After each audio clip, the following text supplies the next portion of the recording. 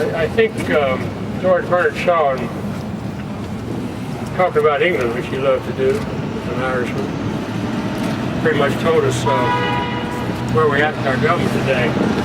They want to send a poor boy to the borstal for stealing a loaf of bread if he did, and a rich man to the Parliament for stealing the railroad. Yes. That's what we're doing. $700 billion bailout for people that will then increase their bonuses and salaries and all the rest. While a man that works night and day for the people, they try to put him out of business. Well, we can't let that happen. That's right. The timing of this is pretty serious too. How is it they've gone on for 18 months, and now just at the end of the administration, they come up with this? There ought to be a moratorium on any further action. A new and independent, hopefully, prosecutor can come in here and review this whole matter. Yes, all right. To determine two things: whether the prosecution should be prosecuted, and determine whether there's any probable cause to believe that a man who has devoted his entire adult life and probably half of his childhood to helping others, whether there's probable cause to believe that he ever hurt an ant. Yes. He certainly never hurt his uncle. That's about what I'm saying. Yes. Because the beneficiary finally of local politics is the country as a whole. Let's keep the faith in our good people. Let's demand a full exposure by independent investigation of how this tragedy happened here. It's happening all over the country right now. Right. Okay, I've never met Jesse Jackson Jr. I know his father from a long time, back when he was working with Martin Luther King Jr., the greatest American of all. I'll tell you, he looks like a fine young man. I know everybody in the Congress says he's been extremely effective. Why in the hell are they destroying his career this way? Why don't we presume innocence? How's he ever going to pick up the pieces of what they've done to him? And where's any evidence he's ever done a wrong thing? What they're trying to do is cripple this government, or this new government, with so much promise. You got that right. I'll tell you, I was in charge of protecting the marchers from Selma and Montgomery. You hope we could get through with everybody alive. We almost did. We lost, remember, a woman who was killed for escorting people back and forth from Selma and Montgomery. At that time, we at least believed we'd overcome. But I still believe we'll overcome. Amen. We've got a lot of roadblocks thrown in our path. If we can't stand behind Chuck Turner and insist upon his vindication and insist upon the prosecution of those who brought us to this stage today, then we may not overcome. Yes. So, God bless you, Chuck Turner, and keep the faith. Thank you. Chuck!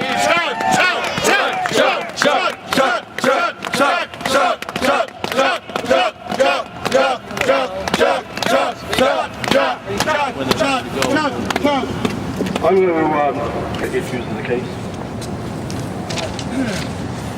I have a couple of words. Okay. There's no defense committee anywhere that wouldn't certainly benefit from the addition of Ramsey Clark.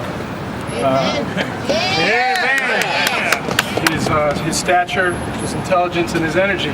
Finding out it's going to be a huge boost to Chuck Turner as we work to vindicate him of these bogus charges.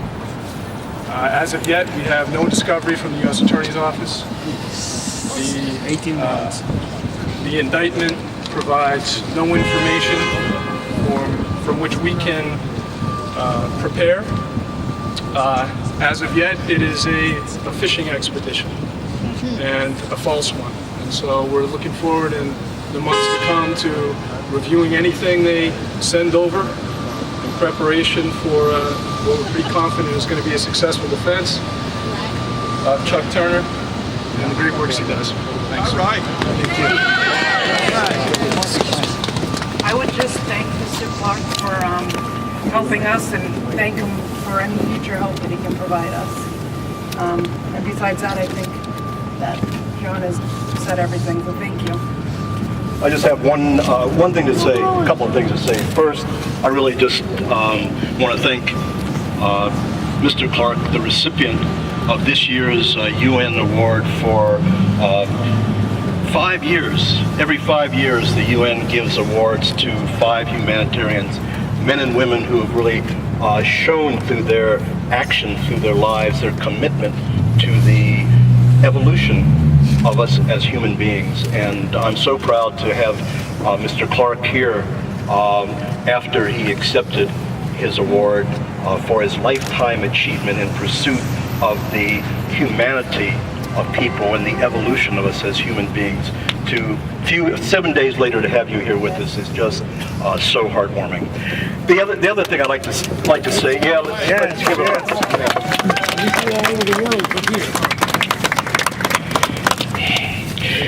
The other thing I'd like to say is that Mr. Clark, as he pointed out, isn't here just on my behalf. The attempt to disgrace me, to put me in jail, isn't really just about me.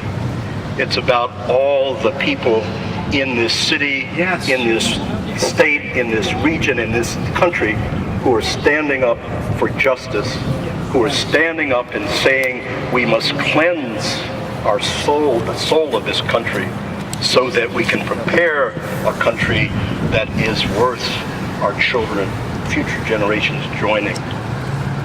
So I think Mr. Clark is here, not just to stand up for me, but to stand up for the future generations of this country, and saying to all of us, we have work to do.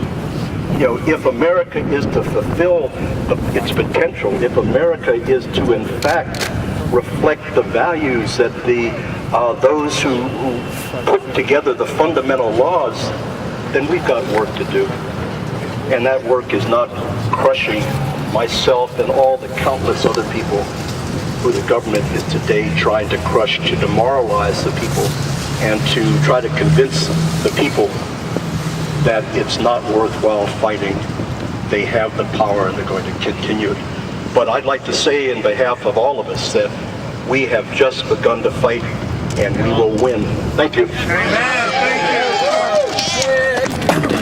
Stand with Chuck. Are there, Mr. Clark, are you going to have your questions? Mark, you want to be on the defense team then? Yes. Or are you here? Well, I'm going to help every way I can. We've got good lawyers, and I'll be available if necessary. I've got a few other appointments. This is high priority on my list. All right. When did you learn about this, and how did you? When did you first learn about the arrest? Well, I must have learned about it about the time it happened. By that I mean I wasn't alerted by the U.S. Attorney, but I was alerted by many friends here in many communities. Friends in organized labor and friends in the Haitian community with whom I've been to Haiti and worked. People come from Iraq and other places with me, so the phone was ringing off the hook when it happened. Sad news, cannot believe. Amen.